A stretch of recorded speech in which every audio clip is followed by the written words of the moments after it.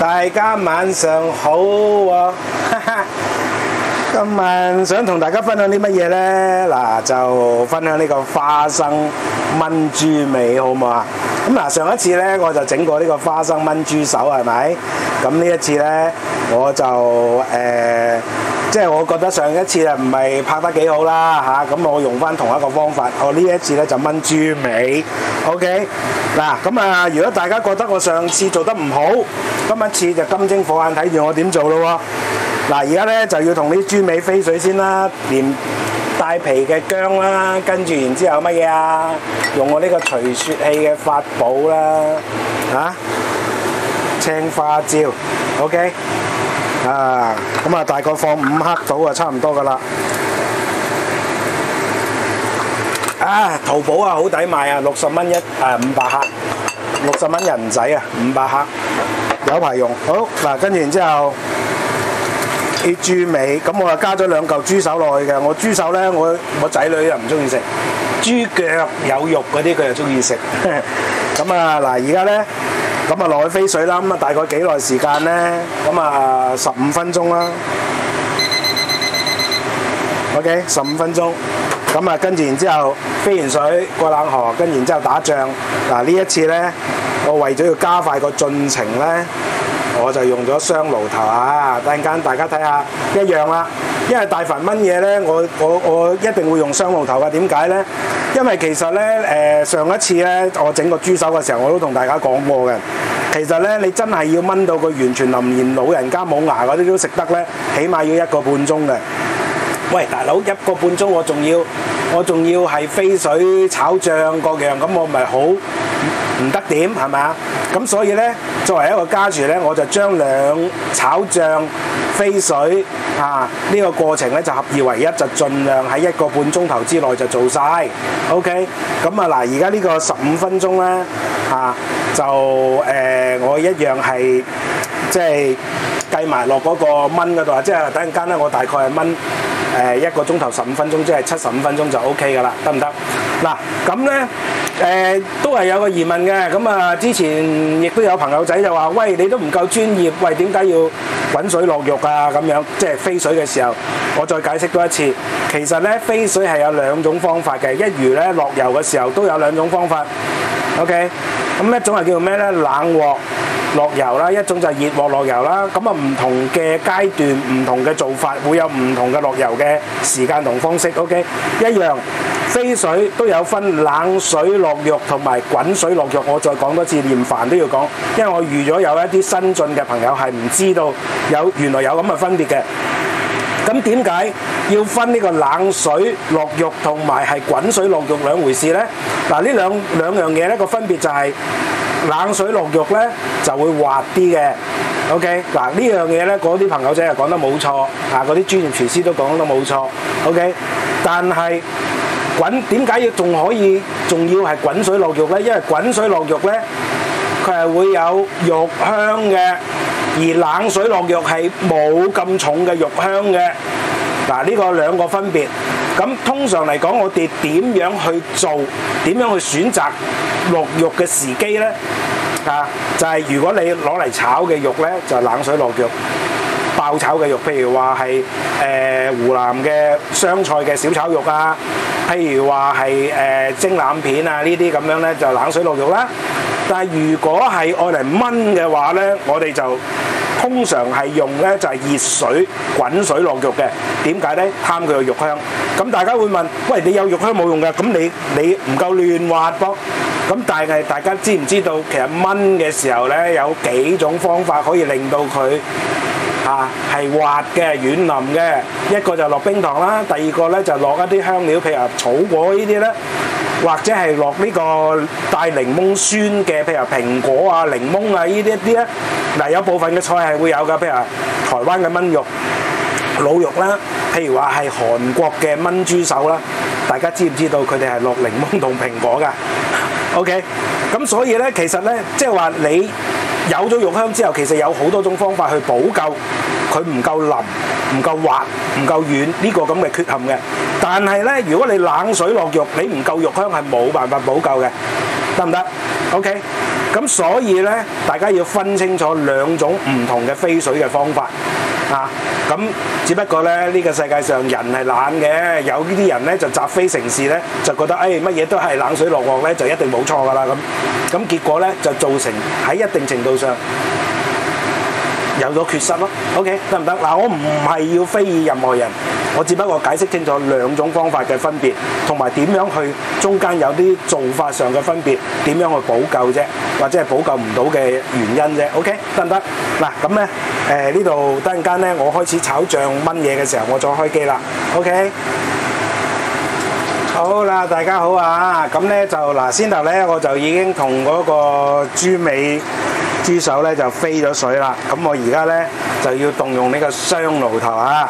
咁通常炆嘢咧都係要用雙爐頭噶啦，如果唔係冇辦法壓縮個工作時間嘅。咁我而家首先咧就右手邊開火先啦，咁就要加水係炆嗰啲豬尾嘅。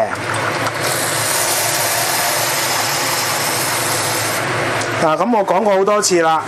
咁其實咧炆嘢嚟講咧，最重要嘅咧就係打醬。咁咧嗰啲炆嘢嗰啲材料咧，其實你用用清水白霎咧都 OK 噶啦，唔使理佢，唔使擔心話唔夠野味，因為完全咧嗰個野味嘅感覺咧喺邊度嚟咧？就係嗰個打嗰個醬汁嗰度嚟嘅。嗱，咁我落嗰個花生啦，咁啊花生咧我就浸咗成日㗎啦，攞冷水浸啊。如果緊急嘅話咧，就用呢個係滾水浸佢大概1個鐘頭到。OK， 咁咧啲花生就一定係到期時腍嘅。啊，已經經過好多次實驗㗎啦，唔好諗住啲花生，快啲都 OK 嘅。咁通常咧，你喺短時間咧又唔浸佢嘅話咧，通常啲花生最後尾嘅結果就係唔夠腍嘅。OK， 好，跟住然之後嗱，而家咧就將嗰啲豬尾咧過完清水嘅豬尾咧就放晒落去。咁我呢次咧就溝咗幾嚿豬手，因為我想食豬手啊。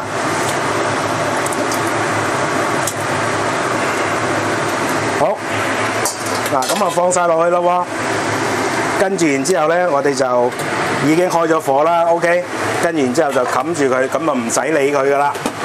咁然之後咧，我哋就較幾耐咧？先頭係咪15分鐘已經較咗係咪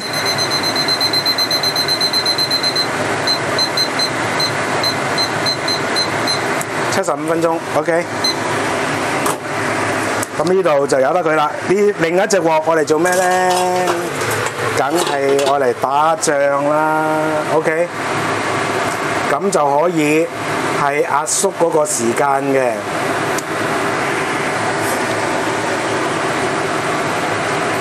啊嗱，有部新機啊，認真好啊！哦係喎，我都漏咗有樣嘢添。咁咧，想佢好味啲嘅話，嗱，基本上咧你咁樣落就已經 OK 㗎啦。但係想佢好味啲，要加啲乜嘢咧？就要加呢個係花椒啦、八角啦、香葉啦，咁樣落去咧。咁我而家咧上次係俾人話，因為上次我冇用嗰個袋啊，又話你冇錢買魚袋咩？其實唔係懶啫，一下買唔到又要整，所以上次就冇咁好睇啦。好嗱，呢一次咧我哋就放幾粒花椒落去啦，即係你想香啲就可以咁做。咁如果你唔想嘅話咧，其實咧你就咁，因為先頭我已經有薑片啊、花椒嗰啲落去啦嘛，咁變咗咧嗱，落幾粒就夠噶啦。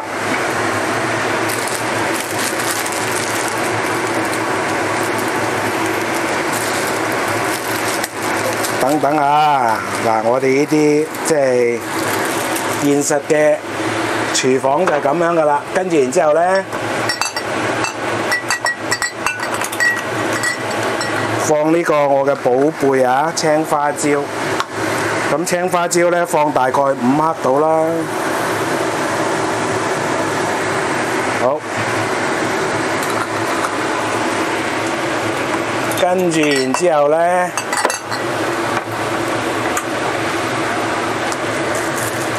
就放呢個香葉啦，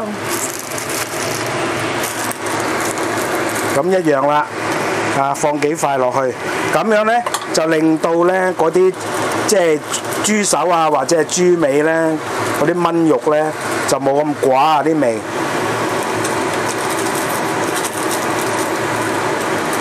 嗱，咁點解要用湯袋呢家嘢咧？其實主要就係嗰啲花椒啊，即係你炆咗之後咧，嗱咁啊幾蚊雞4蚊雞啊呢個湯袋。咁嗰啲花椒咧就出嚟咧，即係個俾人哋食到咧個感覺非常之唔好啊！咁我為免咧就即係發生啊啲食客咧就即係咬到花椒，然之後個感覺好唔好啦？咁所以咧我就決定係用個湯袋啦。咁我上一次咧我就係用咩咧？就係用嗰個即係個鐵篩咁啊裝住佢。咁其實咧嗱，如果唔想用呢啲咧，其實市面上咧係有一種咧叫做香料盒嘅，不鏽鋼嘅，大概好似個茶杯咁上下大啦，咁高度。咁咧大家就可以買嗰個嚟重複使用。呢啲咧用完一次就抌㗎啦。OK， 嗱咁啊為咗佢令到佢咧即係唔好脹，因為呢一炆完咧炆起嘅時候會脹大嘅，咁所以咧我就摺埋佢啦。OK。咁啊浪費咗4蚊雞啦。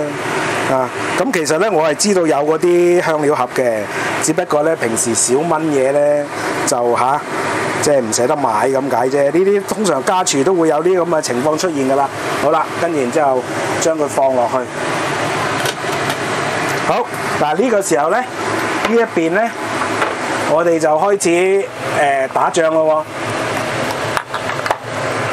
喎。嗱。咁啊打醬咧，其實咧炆豬手就好簡單，炆豬尾都好簡單，同一樣嘢嚟㗎嚇。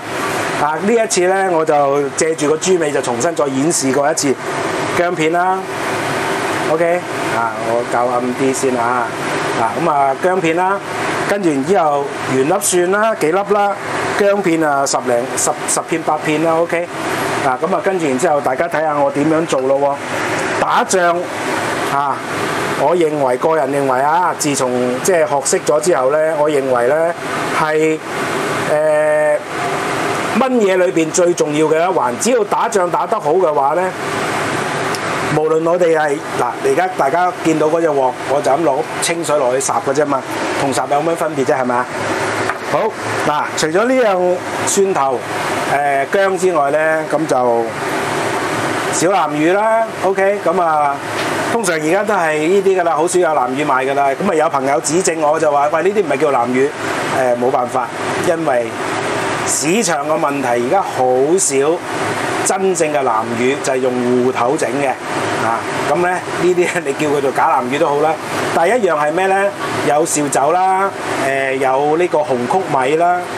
咁紅曲米係咩嚟嘅？就係盛產喺浙江一帶一種紅色嘅米。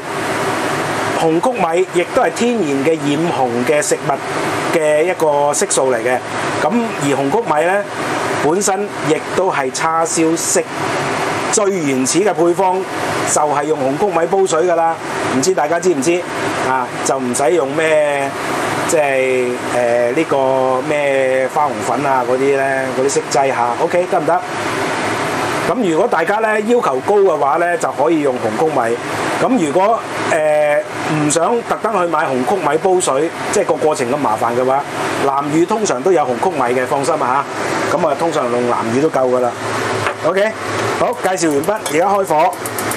一樣老羅要拎開個鑊，燒一燒鑊先。呢邊咧，大家睇下滾緊啦。咁由得佢滾 ，OK。咁呢個咧就有效咁去縮短嗰個製作嘅時間啊！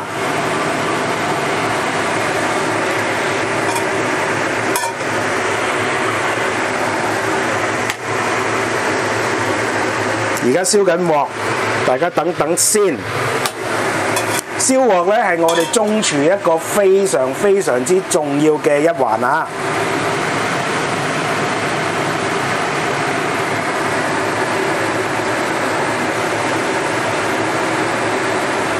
大家睇下，我係咪好輕鬆啊？炆嘢唔需要左炒右炒㗎 ，OK。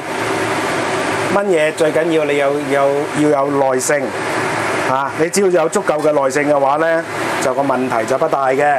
你無論點炆咧，你都係咁好味嘅，所以咧其實咧我非常之建議就係一啲初入廚嘅咧嘅朋友仔咧，真係學下炆嘢，炆完之後一大兜食成個禮拜都得，六碟油菜食就得㗎啦，配埋6碟油菜咁啊可以送一餐飯。好嗱，咁啊燒鑊啦，跟住然之後咧，我哋就閂翻個見煙咧，就閂翻細個火啦。嗱，向左手邊閂啊 ，OK， 平均細火啦。大家應該知道點解啦。再問大家一次，複習下先，播咩先啊？薑先定係蒜先啊？1、2、3，估唔估到？有冇答案？有啦，梗係落薑先啦。點解啊？因為薑受熱啊嘛，受火啊嘛。蒜頭唔受火啊嘛 ，OK。嗱，我哋咧要做呢個係即係炆嘢咧，打醬最緊要。而打醬裏邊嘅重中之重係乜嘢咧？就係炒薑片。記唔記得要炒成點啊？我同大家演示過好多次㗎啦，大家心裏再複習一下。冇錯啦，就要炒到佢金黃色，而且仲係脫水脫到咧，好似嗰啲脫水包嗰啲咁嘅植物咁樣，攣埋一嚿嘅攣公蝦米，咁就啱啦。越係咁樣嘅狀態嘅薑片咧，我哋能夠係越能夠令到咧嗰個，即係越係能夠令到咧嗰個醬咧就打得靚嘅。唔好意思啊，要避開嗰啲煙啊！佢點解佢成日都喺呢邊嘅？得啦，咁樣啦，睇唔到煙啦，唔影響到大家嘅視覺嚇。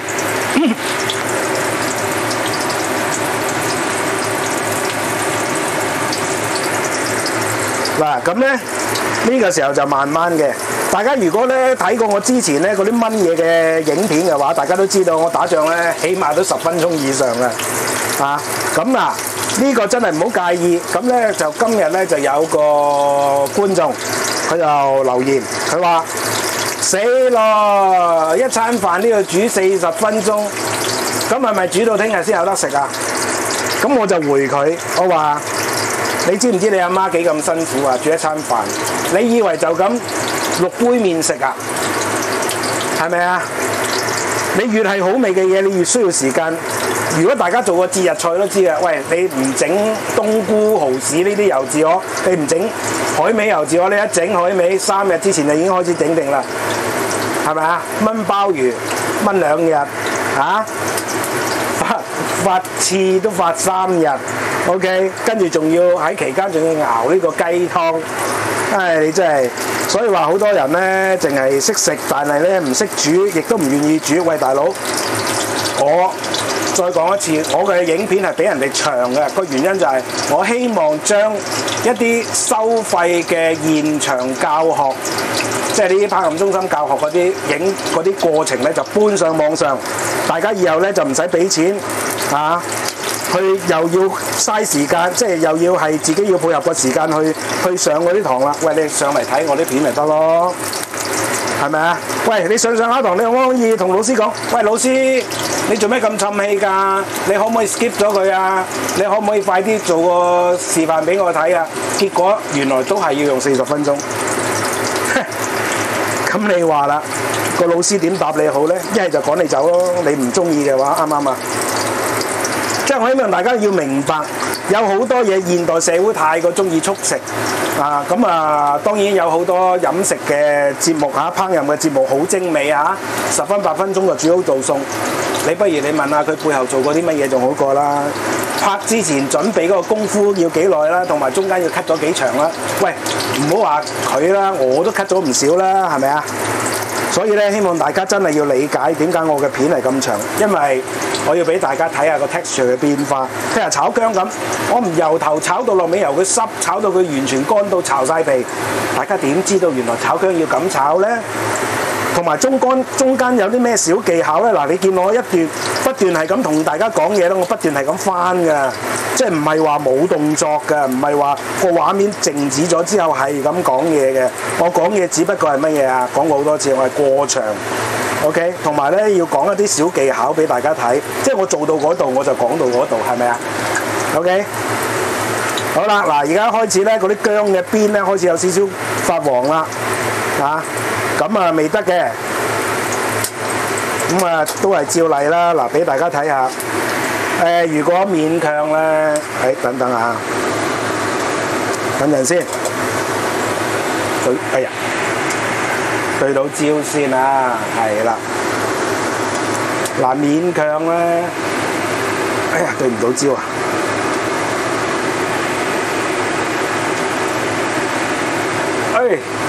對到咯啩，嗱勉強啦，嗱而家睇到嘅嗰啲薑咧個邊就金黃，但係都仲未夠㗎嚇。嗱，我而家咧，大家見我不斷係咁翻佢嘅，翻佢之餘咧，我仲要乜嘢啊？我仲要咧係咁搞佢嘅，點解咧？係令到佢最平均嘅受熱。OK， 嗱咁咧，而家嗰啲薑邊咧就差唔多啦。開始有部分1、2片嘅薑片咧開始咧脫水到係捲埋一，即係開始捲啊，咁就差唔多啦。我以前睇過老師傅嗰本天書，老師傅教落，想打醬打得靚，你嘅佐料一定要炒得佢夠乾身。你越炒得佢夠乾身咧，你打個醬咧就會越係香口嘅。咁咧，你炒完呢個醬之後，再搬翻落去呢個滾水咧，即係呢個滾水入邊咧，就非常之惹味㗎啦。咁其實咧，呢個打醬點解要咁樣打咧？其實係有科學根據嘅，係乜嘢啊？將啲醬料咧就打到佢提前出現呢個焦糖化嘅現象。我哋人類嘅味蕾啊，之所以覺得嗰樣嘢好食咧，無非就2種原因嘅啫。一種咧就係梅納反應，另外一種咧就係焦糖化。OK， 焦糖化最現成嘅解釋就係乜嘢啊？法式呢個葡撻啦，焦糖葡撻啦，係咪啊 ？OK， 喂，特登要俾啲糖落去，燒到個窿窿地，咪大家覺得好食咯？呢啲咪焦糖化咯。咁其實咧，我哋中廚都成日會製作呢個焦糖化嘅食品嘅，係乜嘢？炆嘢其實就係焦糖化嚟嘅。OK， 咁好多家廚咧唔明白呢個道理啊，咁變咗咧，佢哋成日咧就起勢一未炒夠啲醬就起勢落料係咁炒，咁樣炒你係冇辦法做到個焦糖化㗎。咁結果就係你都個味道都唔差，都好食嘅，不過就唔係最完美、最 perfect 嘅一個效果咯。OK， 得唔得？咁所以點解我每個炆餸我都花咁長時間去解釋點解要打醬要打得好打得好個原因喺邊一度？就係因為要令到嗰啲醬料提前呢個焦糖化。好啦，嗱，而家俾大家睇下先。啲薑片咧已經好咩啦？好嗱，又對唔到焦啊！等等啊，好熱，得啦，睇唔睇到呢個薑片炒到咁樣㗎？好似嗰啲紫薑，即係嗰啲鹹立塞嗰啲咧，口立塞嗰啲咧，炒到咁樣。OK， 嗱，炒到咁樣。跟然之後轉頭咧，輕表面咧有少少金黃色，咁就 perfect 啦。OK， 得唔得？咁就炒到嗰啲醬咧就好正啦。跟然之後呢個時候我哋就落南乳咯喎。嗱，南乳咧就唔使多嘅，南乳大概咧俾佢半磚到就 OK 噶啦。小南乳半磚啊！跟然之後倒啲汁落去，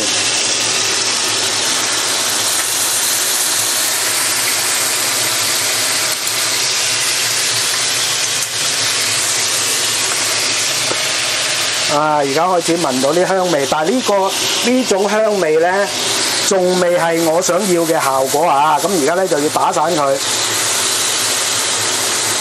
打散啲南乳佢。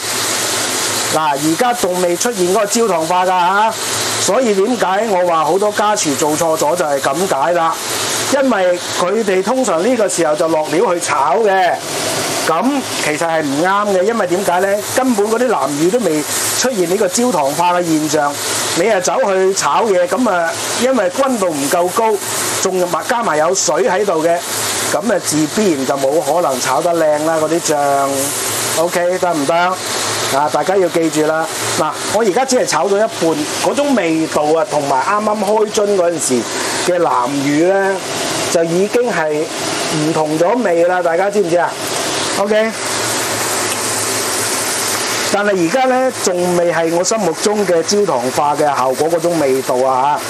嚇，當佢出現嗰個焦糖化嘅時候咧，呢個南乳嘅香氣咧就係完全唔一樣嘅。OK， 嗱，而家開始咧，我先頭咧啱啱落去嘅時候，我而家企喺度，個鑊大概有2尺嘅距離。先頭啱啱落去嘅時候，嗰種香味咧係聞唔出嘅。但係而家我炒到咁上下，開始有焦糖化啦，佢嗰個味道咧就慢慢，我而家距離2尺都開始聞到啦。OK， 嗱，跟住然之後咧，嗰啲南乳咧，當你炒到佢夠乾身嘅時候咧，嗱，我俾大家睇下，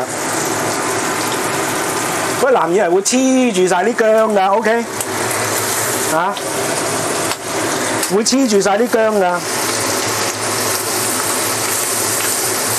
好啦，嗱，呢個時候我聞到好香嘅嗰啲焦糖化嘅嗰種味道啦，好香嘅南乳味啦。OK， 好，呢個時候我就開始要熄火，熄火之後咧，我加翻少少水落去，因為佢有少少黐住啊。咁咧我就好撥落去嗰個燜緊嘢嗰度。OK， 嗱，咁咧佢做完出現嗰個焦糖化之後咧，我哋用水再開翻佢。就係咁啦，我而家開佢咧，主要個原因就係因為我想即係連汁都撈埋啊，連個黐住個鑊嗰啲都撈埋啊。咁我而家係熄咗火嘅，啊，咁亦即係正如我所講，只要我打好個醬嘅話，我落滾水落去都冇所謂，唔係落清水落去霎都冇所謂嘅。OK， 好，呢個時候咧，嗱，我就可以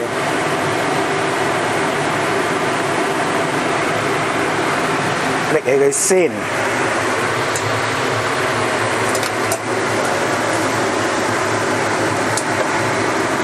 嗱，我就將所有嘅料倒晒落去。嗱，咁我隻鑊係咪好乾淨啦？而家點解我要用水落去，即係撩一撩佢先咧？個原因就係因為我想連嗰啲渣黐住嗰啲都撈埋。好啦，呢個時候咧，我哋就可以調味咯噃。咁嗱，呢一度咧，我大概係斤半嘅呢個係豬尾啦，跟住然之後花生大概係6兩到，就未夠8兩嘅。咁所以咧，我就落味啦。咁我就計佢咧係幾多咧？1羹半鹽 ，OK。跟住然之後，我就要落冰糖啦。好嗱，咁咧冰糖咧，咁啊嗱呢度一粒大概1粒嘅方糖到啦，大概2粒方糖到啦 ，OK， 咁就夠噶啦。好，跟住然之後咧，我哋就放生抽啦，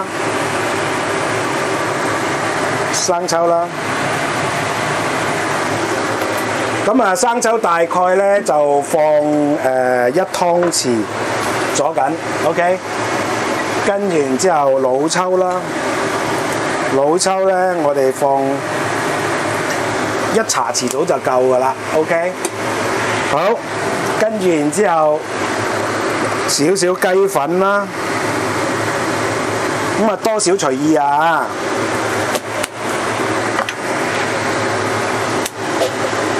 好啦，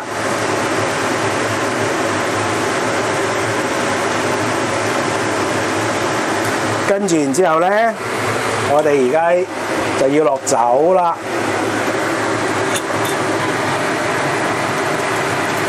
酒大概咧落2湯匙度啦。完事未啊？完事未啊？嘿，大家睇過我嘅，知道我一定會落咩啊？落幾滴美極，我叫佢做signature啊！嗱，美極咧落幾滴得啦，求佢嘅香味 ，OK， 唔係求佢鹹味，因為你其實鹹過豉油嘅。好，嗱呢個時候我就可以留翻少少蓋啦。OK， 嗱咁就完啦。我用咗幾耐啊？咦？等等先，哎呀個鐘冇電啊！哎呀死火啦！我先頭用咗幾耐啊？等我睇下先，用咗幾耐啊？唉，睇唔到啊！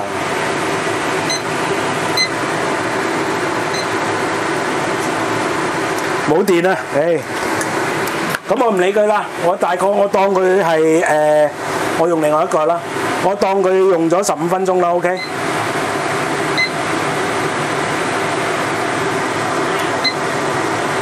咁我用1小時啦。OK， 用1小時去計嚇。咁冇辦法啦，出咗少少意外啊，冇電都唔知。OK， 嗱咁基本上就做完成個過程啦。等陣間咧燜完之後，我再俾大家睇下個效果咯喎。OK。好啦，嗱先頭咧就炒牛片嘅過程當中咧，佢就呢個燜豬味咧就響咗鐘喎。咁我就唔理佢咁多啦，炒埋個牛片先。嗱，大家睇下，我係連住一齊做㗎。咁其實我哋家廚咧，我都話啦，成日都講嘅係一個好好嘅時間嘅管理嘅訓練。OK， 得唔得？咁咧喺咁嘅情況之下咧，其實我哋係用最長時間做嗰樣菜式為一個我哋成晚做呢個係煮飯嘅基礎，然之後中間嘅過程穿插住其他快炒嘅一啲菜式或者快容易整好嘅菜式，咁樣我哋咪可以1個半鐘頭有飯食咯，係咪咁講啊 ？OK， 而家咧就最緊要睇下呢個收水收得靚唔靚啊？好靚啊！收水剛剛好。嗱，呢個就唔要得㗎啦。哎呀，我先抌咗佢先。好啦，嗱，咁咧呢個時候咧，其實咧中間咧，嗱雖然話就話咧，我哋係即係我哋咧就係燜先頭就75分鐘係咪？但係我中間咧要加過2次水嘅。嗱，我一下咧我就唔記得講，有一樣嘢係乜嘢咧？就係其實咧有朋友問過我啦，佢話：喂，你燜嘢係用咩火㗎？咁我再講一次，我係一直所有燜嘢都係用大火㗎，我唔會用細火嘅。咁我都解釋過㗎啦。咁其實咧專業廚房嘅細火其實等於我哋嘅大火嘅，因為點解咧？佢哋用嘅係高速爐，咁咧噓聲嘅，即係唔係話大家見到炒鑊嗰啲高速爐喎，係另一種高速爐，係專門我嚟燜嘢嘅。咁又係噓聲嘅，咁佢哋收細火咧都唔會細得去邊嘅。OK， 得唔得？咁我哋咧喺屋企嘅話咧，我哋一樣係用大火。咁用大火有咩好處咧？就係話可以令到個時間縮短，差唔多係40%嘅。OK， 得唔得？好啦，嗱而家咧咁我就記住喎，唔好諗住我教75分鐘就乜事都冇喎，中間要睇火嘅喎，每30分鐘睇一次。我中間係加過2次水嘅，得唔得？咁咧嗱，我而家咧最後尾咧我就開翻佢啦。點解咧？因為我係未加最後尾嘅材料落去，係乜嘢咧？就係呢個葱島。咁加埋葱島落去咧就好香噶啦。咁而家因為冇咗個溫度啊，先嗱我炒嗰個牛片嘅時候再加埋雪明咧，咁變咗咧嗱，我加翻少少水嘅啫，輕輕下。好，嗱咁少少水，我再整翻滾佢，跟住然之後咧嗱，我唔係因為唔夠鹹啊，唔夠味啊，而係咧因為咧我要加翻嗰啲葱落去。咁所以咧，我稍為咧再燜一燜佢先。好，順便而家咧就開始做一個總結啦。OK， 咁趕時間，唔阻大家時間。嗱，記住燜嘢，我已經係呢個咁嘅燜法咧，應該係第3定係第4條去做噶啦，就係將燜、烚同埋炒醬分開嚟做。而分開嚟做嘅目的咧，就係令到嗰啲醬咧係提前出現呢個焦糖化嘅現象，得唔得？而焦糖化嘅現象係決定嗰嘢燜餸好唔好食一個最主要嘅原因。而好多嘅家廚咧，佢哋經常性做錯，包括埋我阿媽，佢哋老一代咧都係即係一落料爆一爆，跟住之後落醬又炒一炒，跟住之後即刻落晒啲嘢落去一齊炒，以為咁樣就會入味，咁樣就會香口，唔係，絕對唔係。你想做到100%係絕對香口嘅話，就係而家我同大家分享嘅呢個方法，將炆嘢、烚嘢同埋打醬分開嚟做 ，OK？ 而分開嚟做嘅目的就係令到嗰啲醬料咧提前出現呢個焦糖化嘅現象，而焦糖化嘅現象咧就係我哋人類美食啊之所以能夠係吸引人、引人食慾嘅一個最主要嘅方法 ，OK？ 得唔得？好啦，而家放咗葱就得啦，咁我可以熄火啦，嗱，咁咧一般咧就出邊咧就唔會咁樣放葱到嘅。點解我要咁樣放葱到？大家都應該知啦。放個葱香，有葱香同冇葱香爭9條街遠嘅，爭好遠嘅個成品個味道。OK 得唔得？嗱，咁咧就一個好惹味嘅一個係炆餸，呢個係花生炆豬尾一樣啦，又係10尺飄香嘅。OK 得唔得啊？呢個又係專業嘅配方嚟㗎，咁啊大家不妨去試下啦，好冇？咁啊大家如果試過跟我一齊整個蓮藕炆腩仔啦，試過同我一齊炆個豬手啦，花生炆豬手啦，咁啊大家應該對呢啲味餸咧就絕對有信心啦。OK 好冇？咁啊我又唔講咁多啦，終於煮完3樣餸啦，用咗個半鐘頭，食飯啦喂！唔講咁多啦，拜拜！希望大家中意呢個餸啦，拜拜。